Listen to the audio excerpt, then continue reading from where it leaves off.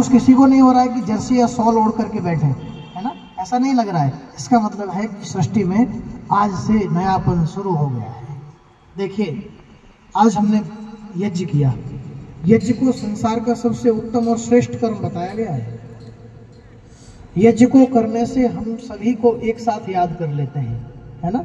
और परमात्मा की व्यवस्था के अनुसार अग्नि के माध्यम से वायु की शुद्धि के लिए, वायुमंडल की शुद्धि के लिए हम कामना करते हैं।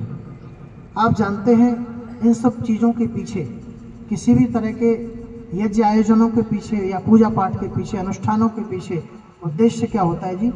जीवन में शांति की प्राप्ति हो, सुख की प्राप्ति हो, है ना? आज का दिन आप जानते हैं कि नवीनता का प्रतीक है, नएपन का प्रतीक है। अगर आपको नवीनता अपने जीवन में लानी है तो कहते हैं कि भगवान राम के जीवन को आप अपने गृहस्थ में, अपने परिवार में उतार दीजिए, है ना? आपके जीवन में सुखों की वर्षा हो जाएगी। बोले कैसे होगी? आप मेरी बात को समझिए। आध्यात्मिक पक्ष आप सबने खूब देखा है, खूब पूजा पाठ आप सब करते हैं, लेकिन थोड़ी देर के लिए पारिवारिक पक्ष को भी देखिए। हम अपने महापुरुषों से ये सीखें कि वास्तव में उनका जीवन कैसा था। उससे पूर्व मैं एक घटना आपको सुनाता हूँ, एक प्रसंग के माध्यम से आप लोग समझने का प्रयास कीजिए। एक बार एक व्यक्ति, सज्जन व्यक्ति थे, उनके मन में आया कि क्यों ना जीवन में शांति की तलाश की जाए। तो अपने एक मित्र के पास पहुंचे और अपने मित्र से बोले, मैं शांति चाहता हूँ, सुकून चाहता हूँ, कहाँ मिलेगा? तो उन्होंने कि कहीं बाहर जाने की आवश्यकता नहीं है। तो बोले ऐसे तो मैं एक जगह रुक नहीं सकता। तो बोले एक शर्त है। तो बोले क्या? बोले तुम्हें 1 वर्ष तक एक बंद कमरे में रहना है, जहाँ खाने पीने की सारी व्यवस्था उसी घर के अंदर होंगी। क्या होगा? आपके पास वहाँ कोई मोबाइल नहीं होगा, कोई टेलीविज़न नहीं होगा, आपसे वहाँ कोई मिलने नहीं आएगा। सिर्फ खाने की व्यवस्था आपके हो जाएगी। उस घर में सारी व्यवस्थाएं होंगी, आपको जो भी दैनिक क्रियाएं करनी है कर सकते हैं, लेकिन उस घर से बाहर बोलो नहीं जाना है।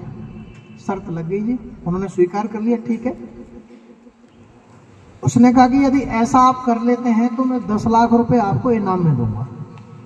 उसने कहा और आनंद आ गया। तो भाई आप जानते हो, आदमी 1 साल तक अपने घर में रहेगा तो घर कैसे चलेगा, खर्चे भी होते हैं। उसने कहा ठीक है, 10 लाख रुपए से मेरा काम चल जाएगा। बात पक्की हो गई। 1 दिन बीता, 2 दिन बीता, 3 दिन बीते।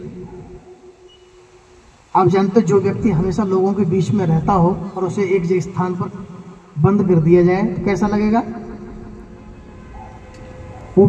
उन्हें अपने आप से धीरे धीरे ऐसा लगने लगा कि मैं न जाने क्या करूं और कहां चला जाऊं।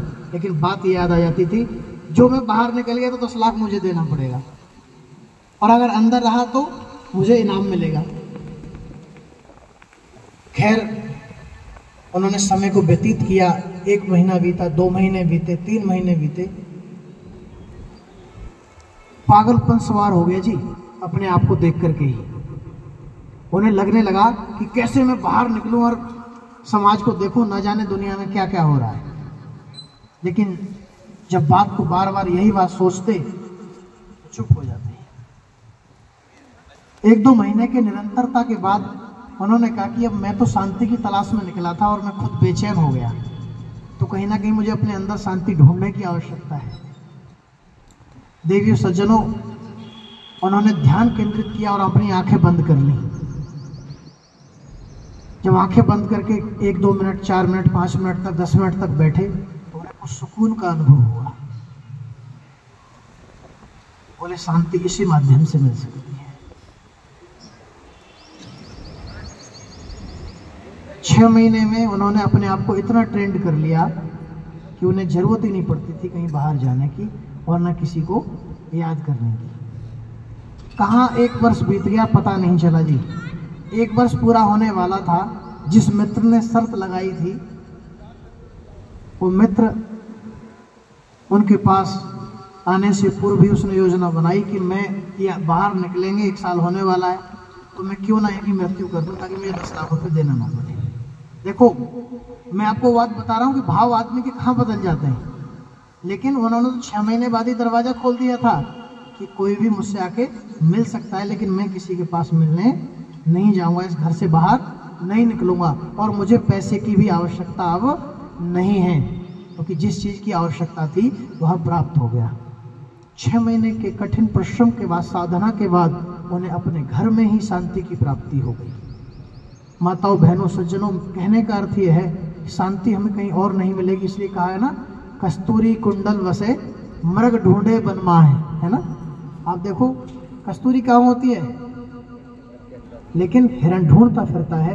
ऐसे ही हम शांति की तलाश में, उस प्रभु की तलाश में दुनिया में मारे फिरते हैं, लेकिन परमात्मा तो बोलो हमारे अंदर बैठा है, और जब अंदर बैठा है तो शांति बोलो कहाँ मिलेगी, अंदर ही मिलेगी।